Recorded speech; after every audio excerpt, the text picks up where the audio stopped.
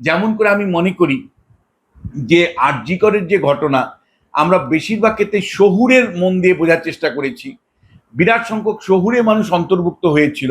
আমরা একবারও কিন্তু প্রশ্ন করিনি গ্রামে কতটুকু মানুষ অংশ নিয়েছিল, গ্রামের কারা অংশ নিয়েছিল, কারা নেয়নি।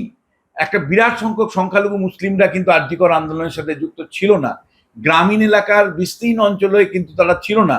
এবং আরজি করের আন্দোলনটা যে আরবান আন্দোলন ছিল, যার উপর ভিত্তি করে বামেরা অনেকটা প্রত্যাশা তৈরি করেছিল যে শহর এলাকায় লোক রাত জাগো কর্মসূচিতে পালন করছে, তাহলে হয়তো উপনির্বাচনে আমার ভালো ফল হবে, মানুষ হয়তো সরকার বিরোধী হয়েছে। কিন্তু বাস্তবে রেজাল্ট দেখা গেল বামেদের ক্ষমতা অবস্থা আরো খারাপ হলো। ফলে ওই জন্যই আমি বারবার বলছি যে মানে গ্রামীণ শাসন ব্যবস্থা, গ্রামীণ রাজনীতি যদি আমরা ভালো করে না বুঝতে পারি, শহুরে চোখ দিয়ে শহুরের রাজনীতি দিয়ে যদি পশ্চিমবাংলাকে বুঝতে চাই এবং 2026-এর বিধানসভা নির্বাচনকে পর্যালোচনা করি, তাহলে ভুল হবে।